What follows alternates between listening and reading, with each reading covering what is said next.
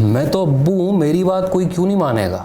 ابو doctor نہیں بن پائے تو اولاد ضرور بنے گی، ابو ڈاکٹر بن گئے تب تو ضروری بنے گی۔ کیوں؟ اسے آپ نے پیدا کیا اس لیے۔ بچے ہماری لیبارٹری نہیں ہوتے۔ زندگی بھر ہم لوگ جن اچھی بری چیزوں سے گزرتے ہیں ان کا نام تجربہ رکھ کے آنے والوں کے لیے ماحول بنانا شروع کر دیتے ہیں۔ ڈاکٹر والا تو ایک کیس ہے، انجینئر، فوجی، وکیل، اداکار، ماڈل، صحافی، سیاستدان، ڈیولپر یا کوئی بھی پیشہ فرض کر لیں، جن ابو جی نے کہیں روزی کما لی ان کی پوری کوشش ہوگی کہ بچے اسی فیلڈ میں کھپ جائیں۔ اس میں کوئی برائی نہیں۔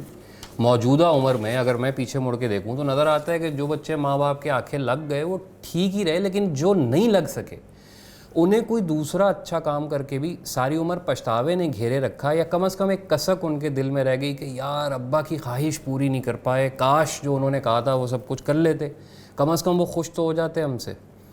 ہمیں ایسے والے ماں باپ بننے کی ضرورت کیوں ہے کہ ہمارے رخصت ہونے کے بعد بچے مسلسل ایک ٹینشن لیے پھریں اور افسوس میں سوچتے رہیں کہ ابا جی میرے سے خوش نہیں تھے، یا اماں کی حسرت کاش میں پوری کر دیتا، کوئی ایک اولاد تو وکیل بن جاتی۔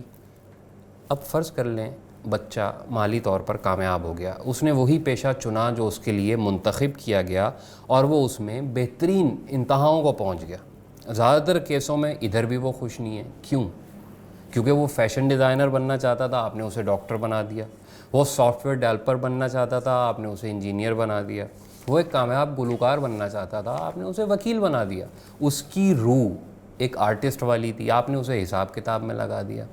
بچہ کچھ بھی کر لیتا، کامیاب ہو جاتا یا ناکام رہتا، اس کی زندگی چلتے رہنا تھی۔ آپ خود اپنے آس پاس دیکھیں، یاد کریں وہ سارے کلاس فیلو جو کسی وجہ سے زیادہ نہیں پڑھ سکے، کوئی وائٹ کالر نوکری نہیں کر سکے، ایسا پیشہ نہیں اپنا سکے جو اماں بابا کی نظر میں باوقار ہو، کیا وہ سب کے سب ناکام ہیں؟ کیا ان میں سے کچھ مالی طور پہ آپ سے زیادہ کامیاب نہیں ہیں؟ کیا ان میں سے کچھ بظاہر آپ سے زیادہ خوش نظر نہیں آتے؟ تو زندگی جو ہے نا وہ اپنی طرز پہ چلتی ہے، اس نے رکنا ہے نہ بدلنا ہے۔ ہاں، آپ کی خواہشات جو ہیں انہوں نے ساری عمر بچوں کا گلا دبائے رکھنا ہے۔ اس اخلاقی پھندے سے وہ کبھی نجات نہیں حاصل کر سکتے کہ جو آپ چاہتے تھے وہ نہیں ہوا، یا ہو گیا تو بچہ ہمیشہ کے لیے دوہری شخصیت میں تقسیم ہو گیا۔ اندر سے وہ فنکار روح تھا اور آپ کی وجہ سے وہ ڈاکٹر ہے یا کچھ بھی اور ہے۔ یہ اتنی پیچیدہ بات نہیں ہے کہ سمجھ نہ آ سکے، اتنی مشکل بھی نہیں ہے کہ اس پر سوچا نہ جا سکے۔ مشکل صرف اپنی انا، اپنی خواہش قربان کرنا ہے جو آپ ایک روایتی ماں یا باپ کے منصب پہ بیٹھ کے اپنا حق سمجھتے ہیں۔ اس کا مطلب کیا ہے؟ بچوں کو شتر بے مہار چھوڑ دیں، کچھ پوچھیں نہ کچھ کہیں؟ نہ، یہ ہرگز اس کا مقصد نہیں ہے۔ خواہش صرف اتنی سی ہے کہ پڑھائی ہو، نوکری یا کاروبار، بچوں کو آپ کسی بھی فیلڈ میں دھکیلنا چاہتے ہیں تو اس پہ سختی کی مہر نہ لگائیں۔ دیکھیں، آبزرو کریں، بچوں کے شوق جانیں، ان کی رپورٹ سکول سے لے لیں، اور اگر آپ کو لگتا ہے کہ وہ آپ کی والی لائن پہ نہیں چلنا چاہتے تو اپنے جیتے جی ان پہ سے کھلے دل سے یہ پابندی ہٹا لیں کہ بھئی تم نے یہ بننا ہے یا وہ کرنا ہے۔ انہیں یہ بتاتے جائیں کہ تم نے جو کچھ بھی کیا وہ تمہاری طبیعت کے مطابق تھا، ہم اس پہ بہت خوش ہیں کہ تم نے اپنی مرضی سے پوری زندگی گزارنے کا فیصلہ کیا۔ کتنے لوگ جو اس وقت یہ سب دیکھ رہے ہیں، سن رہے ہیں، وہ اپنی ساری زندگی کسی دوسرے کی خواہش پوری کرنے کے چکر میں راکھ کر چکے ہوں گے کہ نہیں، آنے والوں کو اس ساری تکلیف سے بچایا نہیں جا سکتا کیا؟ اب رہ گئی ہماری آپ کی بات، میں ابو ہوں، مجھے میرا حق کون دے گا؟ میں تو ماں ہوں، میری اولاد ایک چھوٹی سی خواہش پوری نہیں کر سکتی کیا؟ تو یہاں جان لیجئے کہ ہم آپ اس وقت بھی اپنے بچوں کو اپنی تیار کردہ لیبارٹری میں ہی پال رہے ہیں۔ ہماری خواہشیں، ہمارے حق، ہماری عزتیں، ہمارے مان، ہمارے بھرم، ہماری وزاداریاں، ان ساری سولیوں پر ٹنگے ہوئے ہمارے بچے پہلے بھی دوغلی زندگی ہی گزار رہے ہیں۔ جب تک روٹی پانی کے لیے وہ ہمارے پاس ہوتے ہیں تب تک اپنی مجبوری سے گزار رہے ہوتے ہیں، اور جس وقت وہ بڑے ہو جاتے ہیں تب ہمارے احترام اور عزت کی وجہ سے۔